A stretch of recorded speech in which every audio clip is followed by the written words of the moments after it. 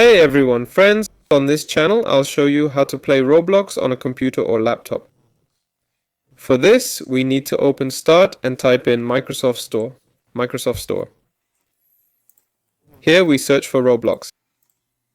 Yes, here's Roblox.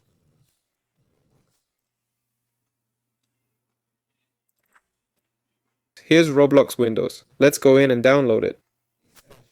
I've already downloaded it, so I'll just open it and log into my account. Then we launch the game we want to play. Let's say Prize Donut. Here. So, to move around, use the W key to walk forward, S key to go backward, D key to go right, a key to go left, and to rotate the camera, press the right mouse button and move it around.